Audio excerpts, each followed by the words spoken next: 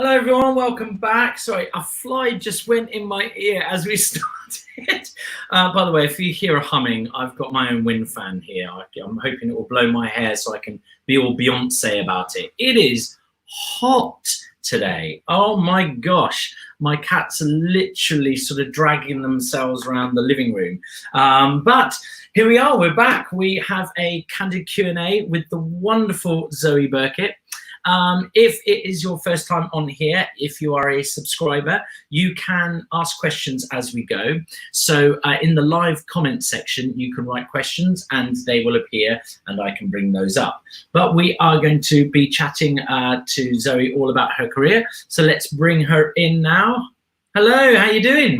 Oh, I'm hot. I can't lie, I'm hot. It's a hot one today, but I'm fine. Oh, and so where are you in the world? Are you somewhere exotic? I mean, I wish I was. I'm in Costerdale, Bedfordshire is where I am. Wonderful. In my home, which is lovely. And it feels like I'm abroad today because I think it's about 33, 34 here. And I've got my swimming pool out in the garden and I've got like a lovely little cinema set up and I've got the music going. So yeah, in my head, I'm on holiday. I love it. Bit of Ibiza in Bedfordshire. Absolutely, always. And what are the things that you've been doing like during lockdown to sort of keep you entertained before we come on to your career? Is there anything specific you've been doing? Lots of exercises or classes or what is it? Yeah, I feel like I've ticked all the kind of boxes that people have been doing in lockdown. I've repainted all my house. Like everything has changed in my house, my daughter's room, the garden, like everything has been done, which was massive for me because we've lived in this house for 3 years, but because of being in musicals and shows, I've never been able to kind of stand still and put my stamp on decoration of what I want it to be. So that's been great for us. As you know, I have a 3-year-old little girl. So again, being at home with her, I would say on Spotlight, I'm going to put teacher under my new skills because I've become a homeschool teacher. So every morning, where I'm homeschooling my daughter, which is brilliant just to get to see how much she's growing every single day, which is just phenomenal. So for me, that is something that I'm actually really thankful for lockdown for. And yeah, lots of exercise. Luckily, we've had gorgeous weather the majority of lockdown. So I've been out on the bike, I've been out running and baking, did all the baking you can think of. And lots of classes as well. As you're aware, I tune into a lot of your classes. I've done hip hop. I've done, to all of the Q&As. They've been brilliant. And things like that have just kept me inspired and kept me going and wanting to learn and grow. They've been fab. So I feel like even though we've stopped, I kind of haven't stopped, if you know what I mean. Yeah, no, good. I mean, it is that thing that we tell people all the time, it's great just to use this time to work on yourself. We did it, clean up your office kind of thing and sort things out. So are you studious then? Do you like learning and keeping going on your craft? Yeah, I'm obsessed. I think the word, I mean, a lot of people use, and bless the lovely Jodie Steele was one of my good friends, and she's known me and how I work within my career for a long time. And she said that you're just relentless. She said, when I first met Jodie, at the time I was in Thriller in the West End, and I was also rehearsing for another show that I was doing with Jodie, Tina Turner musical, in the daytime. And Thriller were letting me leave for a little short period to then do this Tina Turner musical and then return.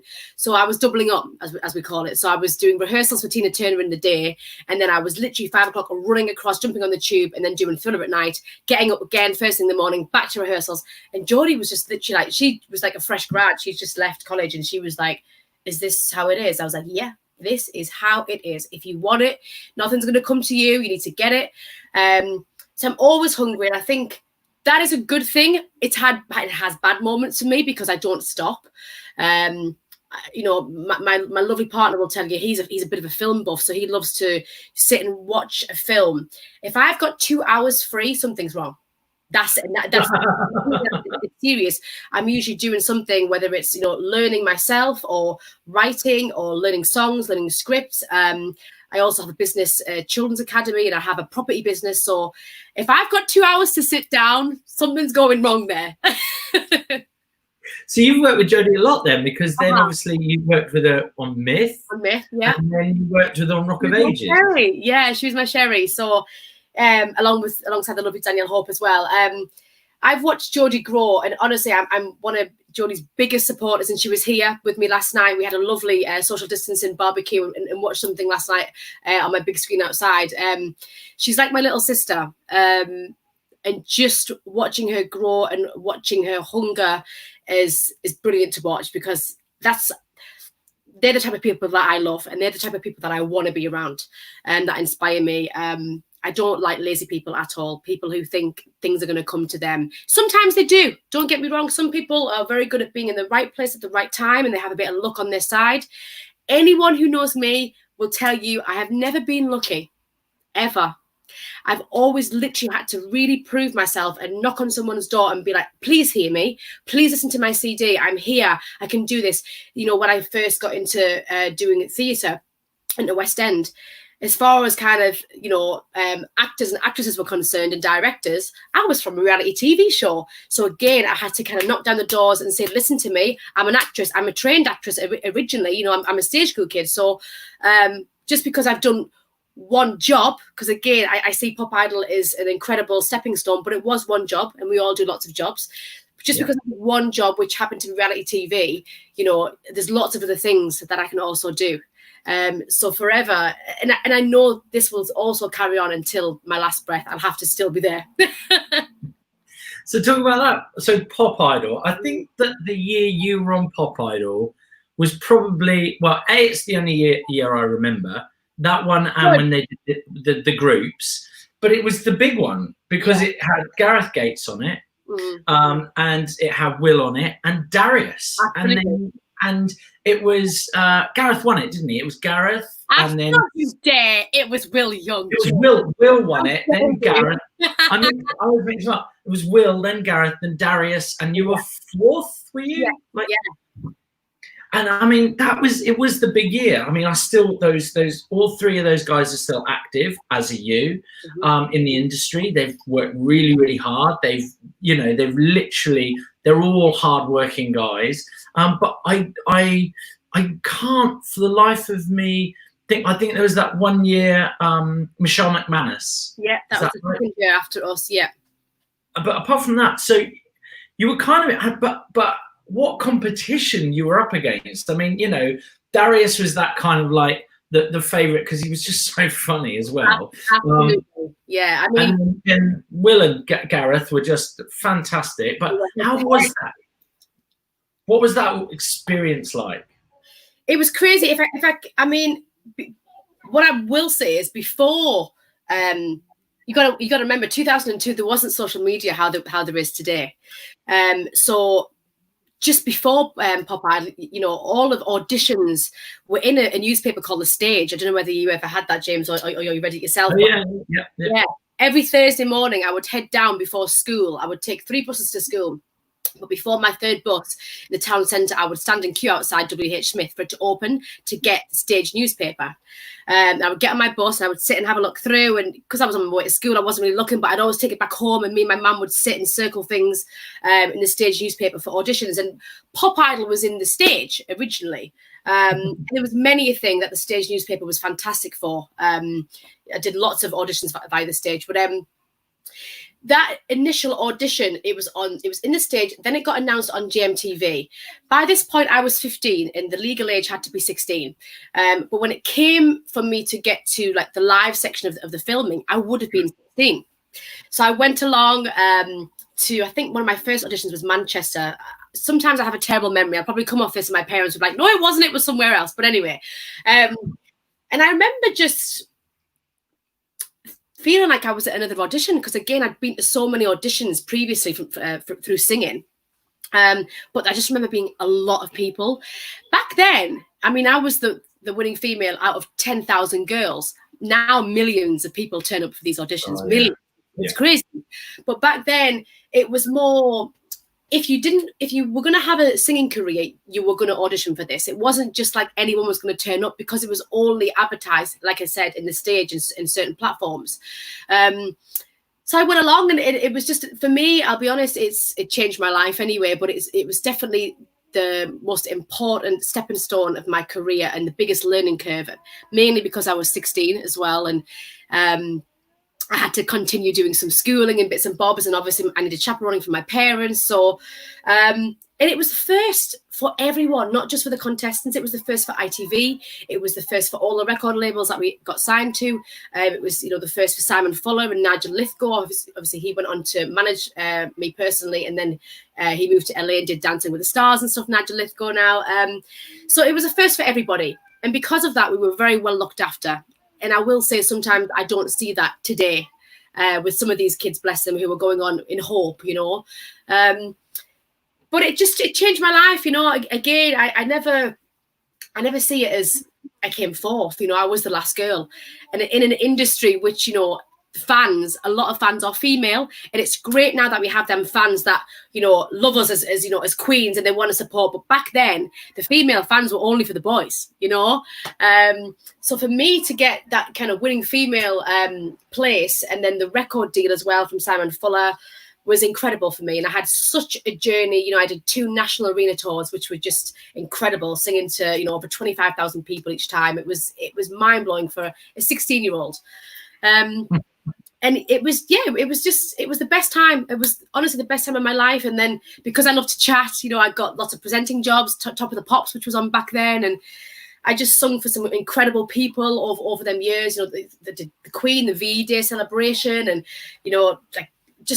I can't even list off. We'd be here all day of the things that I did during that time for around 7 years. Released my single, did a big band album. So yeah, it was the start of something very fantastic for me. And I will always look back and be so thankful for one, doing it and the time that I did it as well. Because I was a kid, now as an adult, I was 35 last week. I see such a change in the industry, such a shift.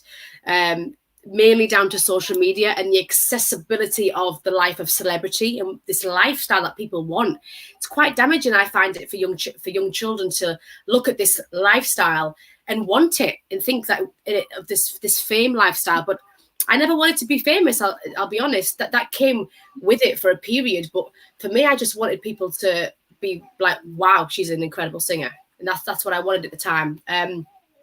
But since that, it's been a whirlwind. There's been ups and downs throughout, but there always has been in my life. So was Pop Idol where it all started for you, or was there stuff before that? Not at all. So I initially wanted to be a dancer. So did I. Yeah. We all do. Oh, the dreams, the failed dreams. Really? God, the dreams are shattered. So when I was 3, I started ballet and tap and jazz and acro, and then I got into like disco dancing. I loved like doing spins and splits and leaps and stuff, and I became a champion disco dancer for years, and it was just such a great fun time to be part of that little world. It's a whole nother little world. It's like imagine like the American pageant world. It's like that for disco dancers. It's very much like that. So, but then unfortunately, I had a massive hip injury. And I had 3 pins put in my left hip because my hip came out of the socket. And honestly, I will never forget the surgeon's name, Dr. Stahl, the hospital that I was in. Bearing in mind, my dream at the time was to be a backing dancer for Britney Spears. That was the goal of my life, to dance for Britney. So I've got this surgeon telling me, you will never dance it. Like, he used the words, you will never dance again. I was in a wheelchair for quite a while. And I was like, sorry, wow. What do you mean I'm not going to dance again? Like, this is my life. This is what I've been trained to do. I'm a dancer. I was at Stagecoach and I was still singing, but my whole passion at the time was dancing. And he said he was like, no. And I had my operation when I was 14, I think it was. And I just remember thinking, well, there's nothing else that I want to do. There's nothing else that I can do. This is all I know. It's the only thing that I feel that I have this fire for. And I started this whole long process of physio, which I still to date have to do.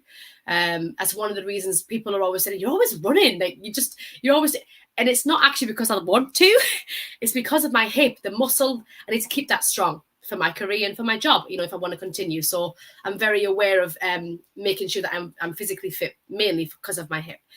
So I had this blip, when I was 14, of thinking that I'm never going to do what I really want to do. And then my mom and dad were like, there's so many other opportunities for you, Zoe. You know, you're a vibrant, confident person. You're great at singing and you can act. And I was like, but I want to be a dancer. So we went down to, I started getting solo, like private singing lessons at a singing school in Middlesbrough, which was quite a trek. And I've got to say this because this has never been an overnight success for me. There's been such a huge amount of people who have helped me and supported me to do and push me daily. My family, I'm from a very good family, to do what I want to do. And me and myself and my mum couldn't drive at the time, and we used to get on a bus through to Middlesbrough. We didn't live in Middlesbrough, we lived in Darlington, so that was, you know, like a good 45 minutes bus journey in the middle of the night, trekking down, had my singing lesson and trek back for school. I was doing piano, I was doing dancing every night, just to kind of keep my hopes high that something I would fall in love with something else. Started singing, and I mean, one, it turns out I'm a better singer, which is always great.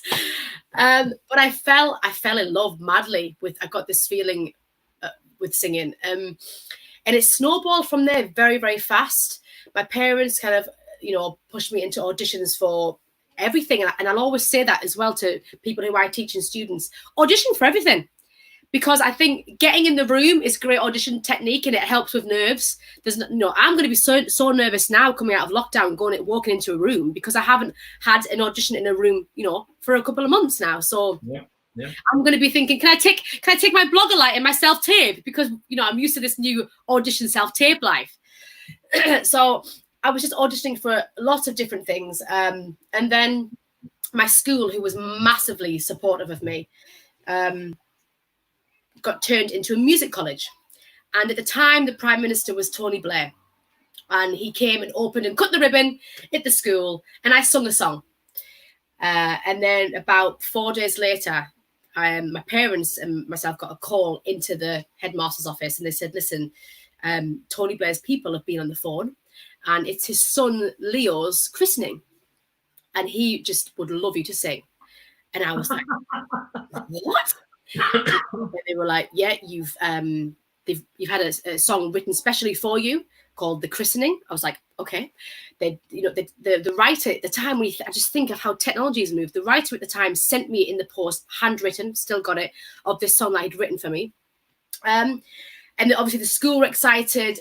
Then the local press started getting involved, and the support I have had through my whole career from the Northeast has just been, honestly, I'll always go back, always, just to thank them. I walk in the streets and just get involved with everybody, because they've been such a part of my life throughout. Honestly, the support I've had is unreal. So all the local papers were loving it and stuff, and it kind of snowballed. So I performed for Leo for his son's christening, and my mum and dad were there outside, because obviously there's like Bill Clinton was there, the helicopters were flying over, the paparazzi were there. It was crazy because he was the Prime Minister. And I'll never forget this moment, because my parents knew I was obsessed with Britney Spears. So I'm there singing my little solo, like singing my head off. And I come outside and I'm in my school uniform. I had to go back to school. I just sung for Tony Blair and I had to go back to school for the rest of the day. But my dad, there was like the big barrier of mesh, and my dad was like, Zoe, through the mesh. And I was like, I can hear my dad. And there was like me on like this bus with like security and stuff. And I hear my dad. It's like, I need to see my dad. And he was trying to hand this letter to me through this mesh. And I got it, and I jumped on the van, and I opened it up. And it was Britney Spears tickets. And I was obsessed with Britney.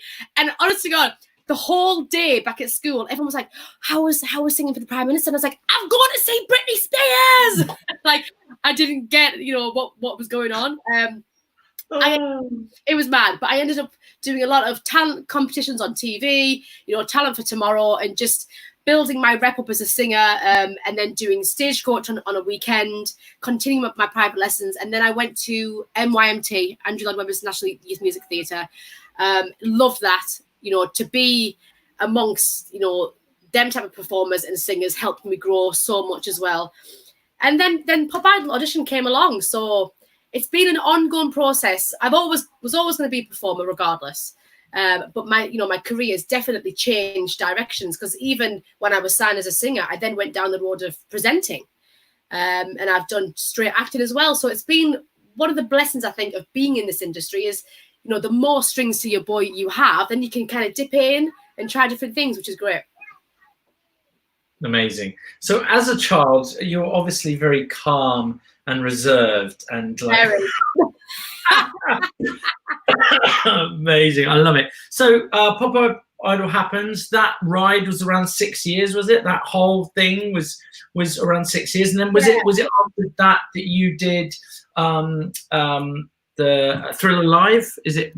Was that? So Thriller wasn't my first. I actually did What a Feeling at the London Palladium. That was like my first kind of step in. But and bear in mind as well, I'm missing so much. I've done things like Joseph and the Technical Dream Corps every year. I was part of the kids. You know, I did the Twits as well and stuff like that. So, but what happened was, so I was at a stage, I'd just done a big band album and I was going to be touring with Jamie Cullum at the time when he was, you know, huge jazz artist. Awesome. Yeah, it was incredible. And I was I've lived in London now down south since I was 16. So all this was going on. But what I found for me personally during that time, I got to kind of 7 years, is I was spending more time in the studio than I was actually performing live. I think a lot of people do that. And that's not what I wanted to do. I love being on stage. I don't... People are natural writers and like to kind of be cocooned, and that's where they're good, or like to be sat behind a computer editing and doing things. But I'm like, here I am. When can I sing and dance for you? Like that's the type of person that I am. So I found being signed towards the end wasn't right for me. So what happened was I actually, you know, spoke to my parents, and myself and my mum went to my manager, Simon Fuller. And I just said, I'm not happy. Like, I want to leave. They were all really shocked because I still had such a long time left on my record contract. But I just said, I want to perform. It's not what I got into it for. Unless you're going to get me back out on the road again and we start touring, I think it's time for me to move on. So we parted ways, and they were so lovely about it. And it's funny how things take a full circle, because the woman at the time who was doing my PR for 19 Management is now my manager. And we only came back in contact 2 years ago, and she was like, who's managing you now? Because you're doing all the stuff by yourself. You've got a theatre agent, but who's your manager? And I was like, me. I manage everything, all my TV bookings myself. And she was like, let me manage you. So, but she was part of that, you know, that whole team back in the day. So, wow. So I left and I started hanging out at Pineapple, doing classes. Again, you've got to remember, I missed the whole stage school bit out, which would have inevitably probably would have happened if I didn't do Pop Idol. So I went back a bit, you know, I retrained. I did Lee Strasberg method acting course, went back again, started doing dance class again, you know, just to build my hip up and be like, nah, I can still do this. Like, I'm good. It's not a problem anymore. We're done. So I started doing that. And then one day, the lovely Debbie O'Brien, casting agent, went, Zoe Birkett, she was in Pineapple. And I was like, yeah. I didn't know her at all. I didn't know anyone in theatre. And I was like, yeah. And she was like, I have been trying to get a hold of you for at least 4 years. And I was like, what? She went, I'm a theatre casting director, and there's been so many shows that I would have thought you would have been great for. But your management would just say no to everything. And managements do that. They're very much like, no, you're not going to do that, even if you want to do it. You know? Yeah. You don't even know about it. Yeah, it's like, yeah, thank you. They're not. They've decided it's not for them. Means absolutely. You haven't even seen that email. Exactly. And I was like, I have no idea who you are, but oh my god. And she said, there's a show, I would love to chat to you about it. Just come to my office. Have you got an agent? I was like, no, I haven't got an agent. I had nothing at the time. And went to her office, had a lovely meeting. During that time, found a new agent. And then within about 4 months, I was doing What a Feeling for her, with Sunita and Noel Sullivan, and I knew Noel anyway from Hearsay, because back in that Pop Idol time, Hearsay were around. So we did a lot of, back then there was all the Hyde Park summer road shows. And that was amazing. We did all the road shows. So I knew like all of these people, and same as Anthony Costa. So I've just done obviously Rock of Ages last year with him. Yeah. Ant's like my brother. He's known me since I've been 16, all the boys. So doing this with Noel was great because, again, we had a connection and we were both from reality TV. So we went on this. I went on this massive journey with Noel, and he kind of encouraged me to ditch the agent that I was with, that I'd got me with his agent, who were Olivia Bell, who I was with for a very long time, who were great. And then again, What a Feeling finished. We did a UK tour. It was fantastic, great ensemble of dancers. It was, you know, a musical, you know, of all the music, you know, Fame, Grease, We Were Rocky. It was a whole medley of it. John Boyden was in there as well, and it was fab. And I was like, I love this. This is exactly what I'm meant to be doing. This is it. So from then, immediately after that, Noel called me when we'd finished, and he said, listen, I've been offered a job presenting, and I know you presented for Top of the Pops and stuff over the years. I said, yeah. He said, it's out in Vegas. It's a showgirl show. Jane McDonald and Lionel Blair are hosting it in the UK, but they are opening the show in America. Would you want to host it with me? He said, I'm the male host and they're looking for a female. He said, but because of our connection, I really think that you'd be the person who I'd want to do it with. And I was like, yeah, let's go. So off I trotted at 20 to Vegas and lived in Vegas for 8 months with Noel. Again, growing, learning, and then I came back and Thriller happened, and that was kind of where all of my theatre just kind of went bash from there, really. Thriller, my agent who I was with at the time, Olivia Bell, they brought me back. I was meant to be in Vegas for a year, but Thriller came up and they brought me back after 7 months. And I'll never forget it. And I'm friends with who was the original director at the time, Keris. I was in the toilet and I was just warming up, just singing Blame on the Boogie. I was really nervous. Bearing in mind, my family, my dad, hardcore Michael Jackson fan. I went to see him when I was 7. My dad's seen him so many times. Like, MJ in our family is huge, massive. So I'm just like in the toilet, just jamming to Blame on the Boogie, just to like prep for my audition. And lo and behold, now that I'm an adult, I'm aware that casting agents come in and out to the toilet, obviously. But I didn't know. I just thought maybe it was someone auditioned because she looked really cool and really young. And I said, she's probably my competition. So I'm like, don't blame us in the toilets. And she's washing her hands really slowly, like this. And I was like, oh, maybe she just wants to listen to me or something. I thought it was really, really odd. Get in the room. Lo and behold, it's the director. And I was like, oh, my God. I've just been singing my head off in the loo. So get in, sing Blame It on the Boogie. And literally, that was it. I got offered the job on the spot. And she was like, bless her, she said, as soon as I heard you singing it in the toilet, you were going to get the job over everyone. And I was like, oh, God, thank you so much, because it's so nervous. Auditioning is awful. Still to this day, I'm like, oh, it's horrible. Originally, Thriller was just a one-off day at the Hammersmith Apollo, which was celebrating Michael Jackson Day. Went really well. Flying Music producers took it on board, and we did a very short UK tour. And then the show was doing all right. We had a couple of dates penciled, but again, like some shows that go on tour, we're going to hit the West End. We're going to hit the West End. And I was like, is it going to go? Because I'm auditioning for other things. So I created it, and bless the musical directors and the directors. They always do give me credit. I created the female role that everyone now can see in Thriller Live. So being part of the original, the workshops, the creation of the music, the choreography, the direction for the female part was fantastic. But Thriller got to go to the West End in a space of, I'm talking 2 months. Within that 2 months, I'd been offered Priscilla, Queen of the Desert in the West End as the original cast, as the Diva, one of the divas. And I'm going to my agent, oh, Thriller's saying it's going to go into West End. And obviously my agent's like, but it's always saying it's going to go into the West End. Zoe, you've been offered that. We've got to get you in the West End now. And I'm like, okay. So I said no to Thriller. Yes to Priscilla, Queen of the Desert, which was just, I mean, probably honestly the biggest learning curve of my life doing a West End show, as far as things like being noted, how to warm-ups. I didn't know I knew about doing my own vocal warm-up as a pop star warm-up. I didn't know that I had to be on a certain time, at a stage at a certain time, teching and all, and I was like, this is a whole new life. And conversation, I'll never forget that year. I lived with someone who was in the cast with me, and it was the best thing I did, because he was a musical theatre boy through and through, fresh out of stage school, knew every single musical under the sun. We became very, very good friends. And he said to me, have you even seen things like Jesus Christ Superstar? And I was like, never heard of it. And he was like, right. That whole year, I can't tell you what I sat and watched with him. I watched every single musical you could think of, because he just wanted to help me to understand this whole new life, because it is a whole new life. I'm coming from a pop star life. It was completely different. And I just learned things, people telling you how to sing and having to blend as 3 people, because we were 3 divas having to sing the same. So I just learned so much throughout that year. It was magnificent. And then I finished Priscilla on the Saturday night, and I opened Thriller in the West End on the Tuesday. the following Tuesday.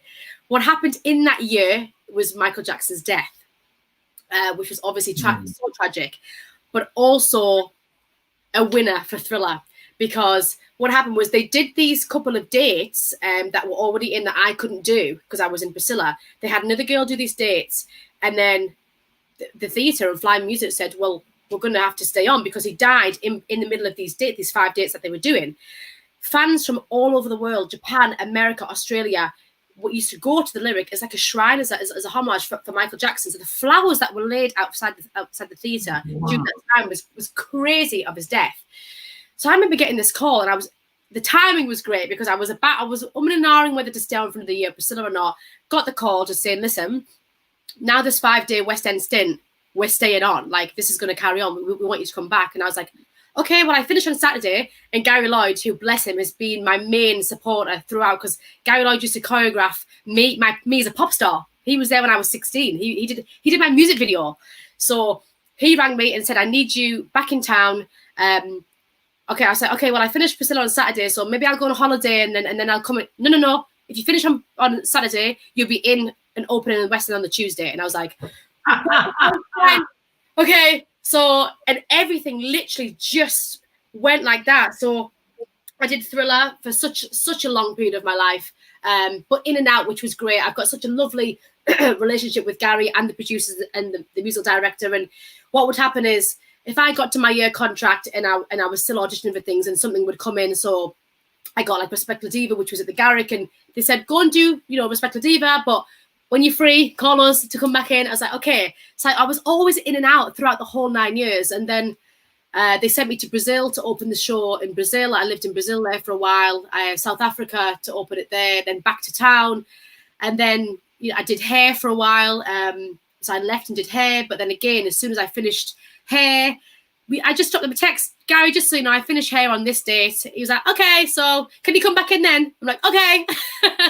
So Thriller became my home. It really did. It was such I grew up in that show, massively. I learned a lot about myself, especially as a leading lady, 8 shows a week, because, even though I'd done Priscilla as one of the divas, you still had another 2, we were still like, I'm tired today. And they're like, I've got you girls, So as an 8-show week, Thriller was like my first introduction of stamina, placement, controlling everything, lifestyle change. So yeah, Thriller, I owe a lot to Thriller for sure.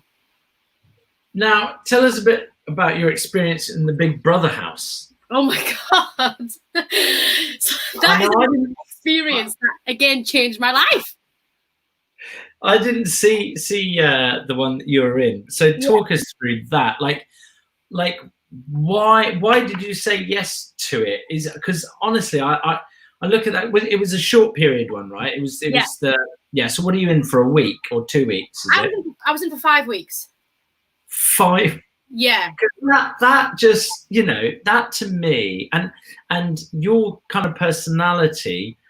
Did you not go mad? Did you not want to get out of there? Because I can't imagine you wanting to be confined to a house and to a small garden like that, because it's a lot smaller than you think, isn't it, as well? It's tiny. It's tiny. And it looks bigger when you see it filmed. Yeah, absolutely. I've seen a top shot of it and it's actually not very big at all. It's tiny. And I'll be honest, I think this, again, some things you do, I didn't want to do it for a career. This wasn't a career move. I think you've got to remember, because I've had a professional career since I've been 16, some things I just want to do that doesn't involve my career necessarily. At the time, don't get me wrong, I had fallouts. My agent, who I'm not with anymore, were like, you are not doing this. They literally put their foot down and said, you're not doing this. And I was like, I am. Basically, I was a big fan of the show when it was really popular. Channel 4 Davina days, and Emma Willis is great and she was lovely to me. So, but I was a real, BB fan. And every time I watched Big Brother, no matter who it was, would be like, have you never been asked to do Big Brother? Like, you'd be great on it as a personality. And I was like, yeah, but I'm in this and I can't do that. I have to take time off and da. I was in Fulham at the time when I went and had this meeting about Big Brother. And at the same time, I can't lie, I was in for I'm a Celebrity. So it might have been a bit like, did you take the right one? But at the time, I didn't think I was high profile enough for I'm a Celebrity, because back then they were getting, you know, Michelle Keegan in. They were people who were my competition, you know, real sex symbol girls to have that waterfall shot. And I was like, they're probably not going to choose me, but Big Brother want me in there. So how about I do that? So, you know what? I went in and it completely changed me. So much for the better. Yes, James, I was bored out of my brain. No doubt about it. Because you genuinely have no, you know, contact with the outside world or anything. And for someone like me who's been since 3 years old, used to dancing, singing, giving scripts, learning things on the spot, I was like shell-shocked because there is nothing to do. I mean, you don't even get a book, do you? You're not even allowed to take like a book in or a magazine. No, pens, papers, books. You don't know what time it is. You don't know what day it is. But that's the whole thing that kind of intrigued me, because I love people's minds. And for me, it's a social experiment. You know, it's about, can your minds, you know, stay okay? And I'm quite strong-willed, and I thought, I'll be fine in this. I'll be fine. And I was fine. What it did do for me, didn't do anything for my career. Like, it hasn't tarnished my career, but I think people thought I was going to do it because I was going to be on TV and it was a career move. It actually wasn't. What it did for me was, so pre-Big Brother, I was probably a bit too career-minded, in the sense of I actually didn't want a family. I wasn't bothered about meeting anybody. I was single for a lot of years. I had very serious conversations with my family, with my parents, saying, "You're probably not going to be grandparents. Like, I need you to you know, understand this. I don't want to meet anybody. All I want to do is just carry on smashing my career, and that's it." And they were so accepting at the time. But Big Brother, I went in and I'd already met my fiance. We're getting married next year, so we've been together for years now. But at the time, it was very fresh. And I remember meeting him, and he's such an amazing man. And we met when I was in Thriller, and he moved to Dubai. He does properties. He's a mortgage advisor, so he went and did real estate in Dubai for a while. And while we were out there, I'd finished Thriller, and I said, "Listen, I'm going to come and visit you." And my family were like, "You're going to go and visit a man? Like, this is unheard of for me. You're going to go to another country and visit a man?" I was like, "Yeah, like, he's really great. He's great. He's you know, he's very hungry. But yes, he lives at the other side of the country." So I went, and within that period of me being there, I just knew that he was everything for me, and knew that he was gonna support me, you know, as in like push me to continue do what I was doing and not hold me back. Because past relationships, people go, you know, they can't handle an independent woman sometimes, you know. So past relationships were like, "No, you can't go away to Brazil," or "No, you can't, like, what about me?" And he's not like that. He's like, "Go and do it. We'll make it work. Like, just go get it." And during that period, you know, we fell in love. And what happened? This is the God's honest truth. I was there for 3 weeks. I finished Thriller. I flew the next day to Dubai. I was there for 3 weeks. Had an incredible time. On the last day, he dropped me at the airport, and he got out and he had a suitcase. And I was like, "What's this? Where are you going?" And he was like, I'm coming home. And I was like, "What?" He didn't tell me. He was on my flight, and he gave up his job and his villa that he was living in to come back and just continue our relationship. And I was like, "What?" Oh. I'm on the plane. I'm like, "This is incredible. This is amazing. Get off the plane, James. I swear to you, get off the plane." I'm in baggage claim waiting for my suitcase, okay? My agent rings me and goes, "Where are you?" And I'm like, "Oh, I've actually just got back to the UK. I've just come back from Dubai." "Right, okay, this is on Tuesday. You're going into hiding on Thursday. You're going into the Big Brother house." And I was like, "Hang on a second. The man of my dreams has just left his job and life in Dubai, and now I've got to go in the Big Brother house." Okay, fine. So I'm saying to him, "Listen, like, in 2 days' time, I'm going into hiding. And I don't know how long I'm going to be in this house for. It could be 5 weeks. It could be 10 weeks. He was like, "Go. I'll be here when you get out. I'll be here. I promise I'll be here." And I was like, "Oh my God." So I go in the house. This whole period for me made me stop. It made me stop because I had nothing else to do other than think about my life, really.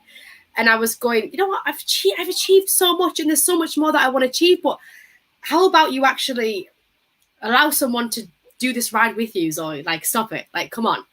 And as soon as I came out, he was there with my family waiting for me. And bless him, he'd never met my family before. He had to meet my family in such an awkward scenario of being an eviction every single week at the Big Brother house. Like, how an awkward way to meet your new girlfriend's family. And I came out, and the first thing I said to him, I was like, "Listen, Like at some point I want to get married now, and I definitely want to have a family. And he was like, what? And I was like, yeah, like, just so you know, I know it's early days, but like, you know, we had a previous conversation where I was going, no, I don't want to do it. And then the fact that I had that 5 weeks off to go, Zoe, come on, man, what are you doing? You could be creating such great happiness and still being able to work. I think that was the fear for me. I was always like, how am I going to do it? People will see me as a mum, and I'll get the mumsy roles when I want to be JLo still. You know, I had the whole fear in my head. And here I am. So I'm always thankful for Big Brother for allowing me to just stop for that moment in time. Because, I mean, you guys only see 42 minutes and you see adverts of the show. But that's a long time to do nothing all day. You know, it's a very long time. Very long time. You know, and mentally I survived, but I came out just going, no, man, yeah, I love this man. And, of course, let's start a new life. Let's go. The year you were in there, was anything crazy happen? Was it one of the crazy years? You know, we had it wasn't the one where what's his name was like pretending to be a cat, was it? Wasn't that year? No, it wasn't. Wasn't he an MP? How awkward was that? Yeah, you know what? With Big Brother, I was always going to get lots of different mixed personalities, but I got on with everyone. When I went in as a halfway housemate, so they'd already been doing it for 5 weeks. Oh wow! I went in as a half, so they'd all had their bonds, they'd all had their friendships and whatever. And you know, I walked in with another 2 people, and they were literally like, "Who's she?" And straight away, this guy was like, "I've seen you at Wembley Arena," and I was like, "Okay." And it begins. So everyone actually thought, because being an actress and being in the industry, everyone thought I was like a mole. Everyone was like, "You can't trust her to each other because she's going to be a mole, or you know, she's acting. She's been sent by the Big Brother producers to be on a task." And I was like, "Guys, seriously?" But that's where it's clever with Big Brother, because that's what the producers wanted. They wanted their minds to go crazy. But anyway, after about a week or so, I was like, I swear to you guys, I've been in Dubai. This is why I'm so tan. Like, I haven't even seen the show. I got called on Tuesday, and now I'm here. Like, this is genuine. And they were like, really? You haven't watched it? I said, I haven't watched it. I don't know who any of you are. Like, I'm serious. I've been away. And they were like, okay. Once they got their head around that, I got on with everyone. And it was funny because the house was actually quite divided. But I just got on with, I could see both sides. And I think I'm that type of person. I'm not a sit on the fence person, but I do try to get on with everyone as much as possible, for sure. Brilliant stuff. Talk about, so you're from the Northeast, is it? Mm-hmm. Yeah. So what's it like there for someone, you know, wanting to be a performer? What are the tips for someone from the Northeast? You know, you're from Darlington, right? So what, you know, was there a lot available for you? Obviously, you had very supportive parents and a supportive units around you, but in those areas, you know, did you feel there was enough there for kids to get involved with and to grow? Yeah, I mean, definitely. I think it's a lot better now, for sure. But I mean, back then, you know, the nearest kind of city was Newcastle and Leeds. I spent a lot of time training in Leeds as well, and then go to Manchester. But I think inevitably you have to come to London at some point. So there was lots of things around, but I mean, for me, I just wanted to be in the thick of it. I needed to be in a city. I needed to be doing workshops. I needed to be around these people who were hungry like me, as well. And I was just, you know, again, just look at this, the support that I have, because my school, I'll be honest, I took so much time off school because of concerts and singing and performances, and then, you know, Tony Blair and whatever, and having papers follow me around. And all my mates were like, what? Like, what's going on? I was like, I don't know. Like, I was going to school with my backpack on, and there's like photographers outside. It was mad.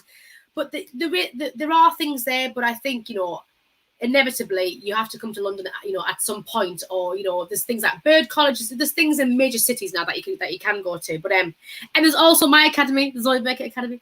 Tell us about that. Where is that? Where have you got that? Is it, I don't know, in the north, or is that down here? North, but you don't have to be from up north, and it's not a full-time school. I mean, at some point that would be definitely something I'd want to look into, but again, at the moment, with me wanting to still, you know, have my own career and my own challenges and stuff, and my own goals, it's something that I do twice a year. So it's 2 days intensive weekend workshops.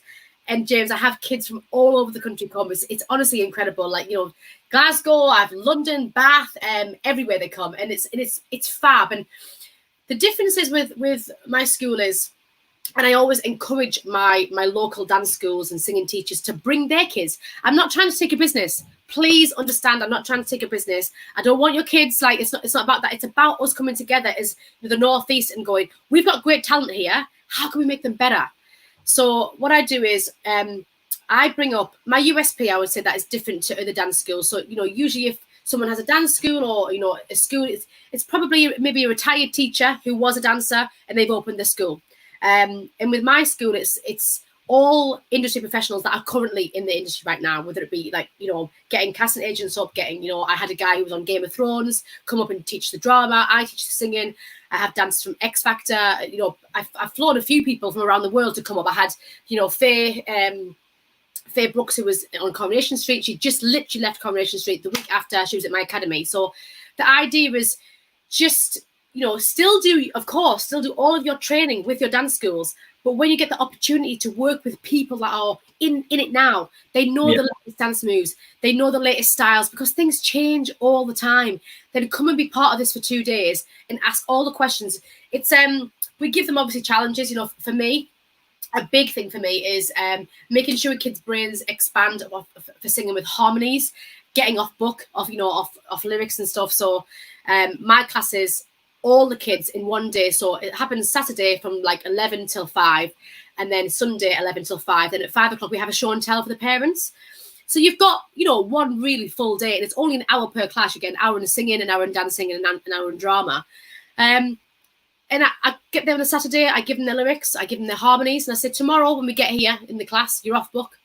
And their fear in their faces, they're like, I can't do that in one night. I said, of course you can. Welcome to the real world. Like, you get sent script and say you've got to self-tape that for tomorrow. And the panic, you're only human. I panic. Yeah, but guess what? You're going to sink or swim. Do you want the job or don't you want the job? Like, so you better get learning. If you've got to be up till midnight, I know you're only 8, but if you've got to be up till midnight as an 8-year-old, you'll be up to midnight learning this song.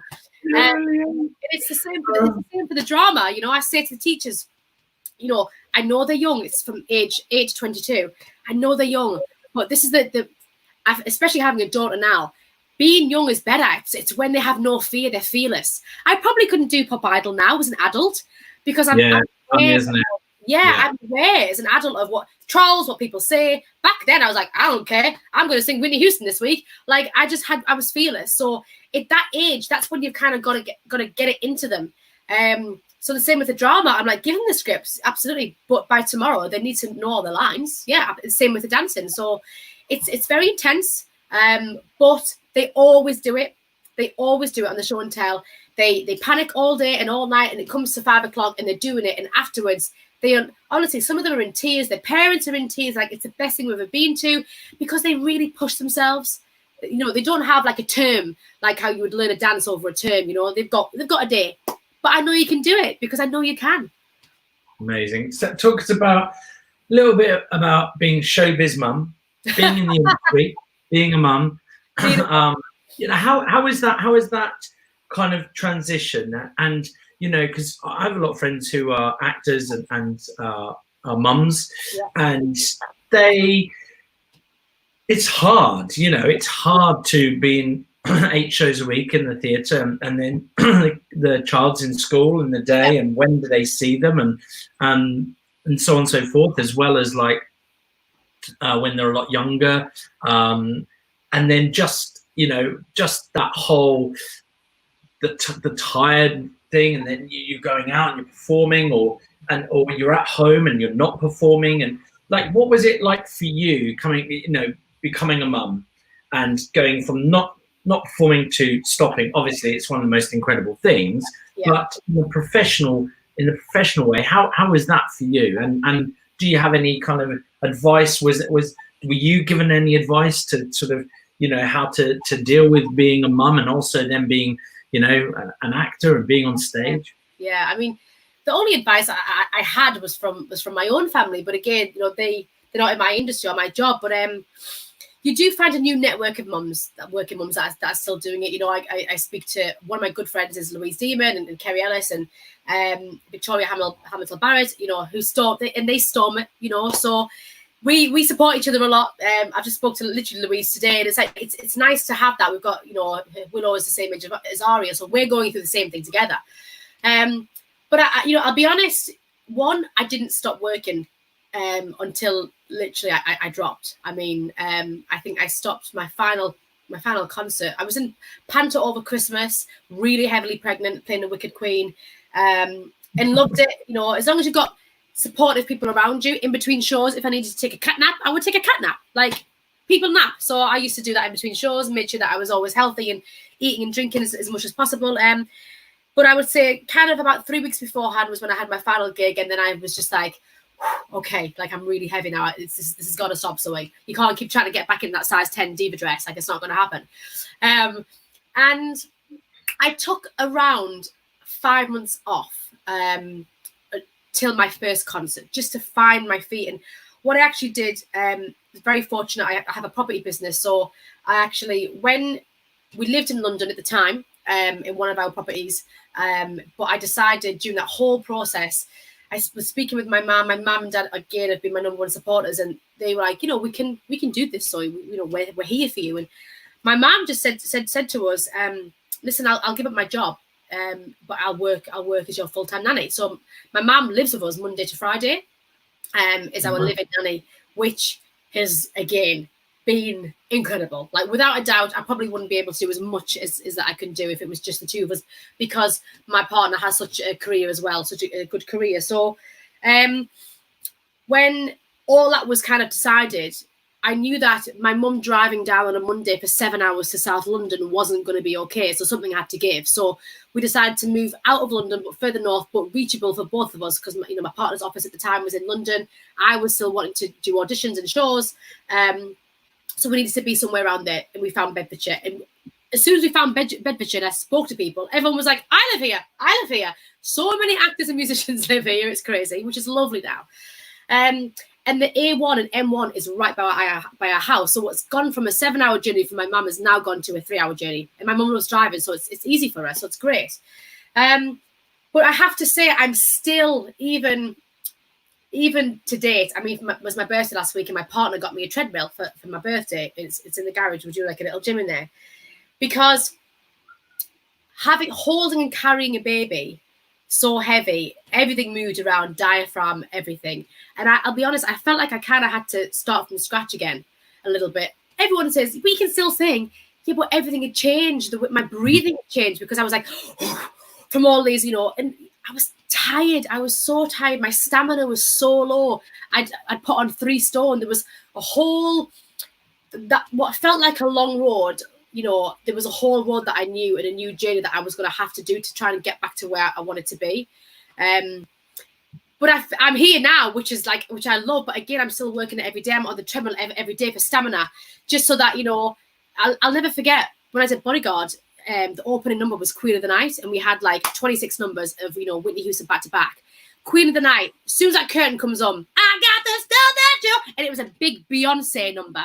I was being chucked around and everything, and I loved it. And that's because, again, being an ex-pop star, I was like, this is what I'm about. And I didn't, just because I became a mother, I didn't want to lose it, or I didn't want to be still seen for them parts. So I was like, well, you know what? You better get back in the gym, Zoe. If that's the stamina that you want again, if that's how you want to feel, like, you got to get it together. You got to retrain. I've been having singing lessons, and you can never stop growing, like, ever. And I say this to everyone: continue doing singing lessons. All you got to do is get a better voice. Like, whoever thinks they're fantastic, you're probably missing something in your range or placement or whatever. So I just went back to basics, and I've retrained my whole body, but again, with help of my family. And being like, you know, Mom, I'm going to, you know, I saw on your page, there's the Acting Habit, I think it's called. Yeah.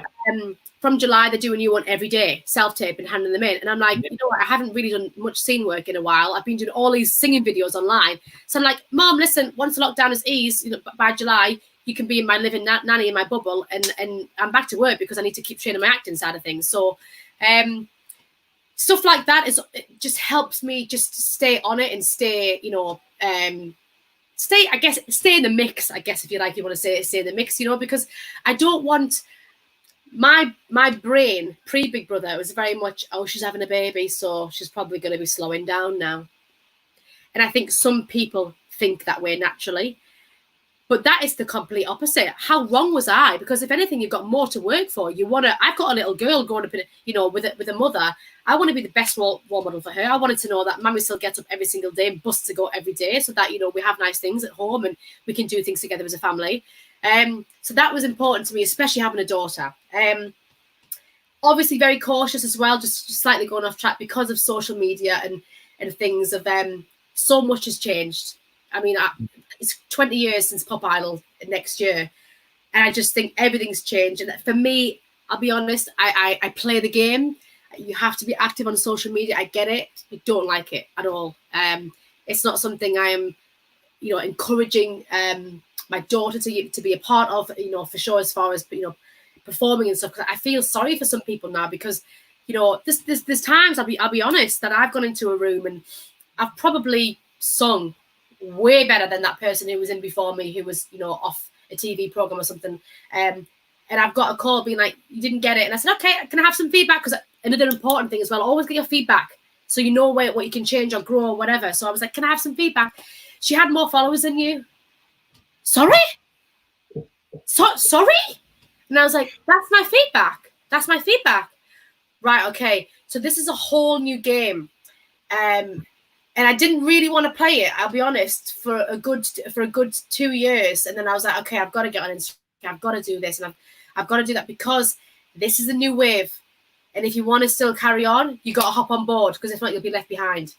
So I'm doing it. I'm, dribs and drabs and trying to put as much on as my singing, which is what people want to hear. And people love hearing me chat. Funny, the majority of my views and likes are people just hearing me chat about nothing, to be honest. But I'm very cautious of, of the industry and what, the effect it could have on young girls, and especially, being a mother as well. So it's all changed for sure. But being a mother it's doable. You just need help. It's definitely doable. It's juggle. I mean, James, I'm literally like something on my foot, something's on my head, spinning. Oh, I've got to go for the treadmill. Oh, I've got a school run. Oh my God, I've got to do schoolwork. And then, it's madness, but I wouldn't want it any other way, because I think my whole life has survived on madness. And it works. It works for me.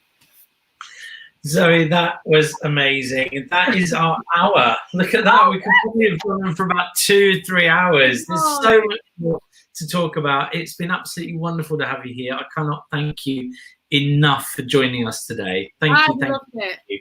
In fact, listen, thank you guys, because once I press leave, I'm going to be seeing what else is going on so I can log on and do it. I love it. Well, look, I'm going to take you out of this room now, but don't go anywhere. I'm just going to take the stream off. Zoe Birkett, thank you for being wonderful. Take care. Oh, sorry. I cut you off there. What you said? Take care. Take care. Sorry. Bye, darling. Thank you. That was amazing. Thank you so much to Zoe for that. I hope you enjoyed that. It's absolutely wonderful. We love our candid Q&As, just hearing about people's careers. And it comes down, you listen to that full pack career that Zoe's had, but it's all that hard work. And each time we talk about it, hard work, just to keep driving. And that's what it's about. And hard work is what I think next class will be. I can't speak. I've just been listening. The next class, I imagine, is going to be a bit of hard work. It's going to be fantastic, especially in this heat. Let's get sweaty. That's what I say. So at 5 o'clock, come and meet Christian Alozi. It's his first class with us. We're very excited to have him here. He's going to be doing hip hop. So Zoe, go and get changed. I think it's time for you to do a bit of hip hop. Guys, thank you so much. We will see you at 5 o'clock. Bye-bye.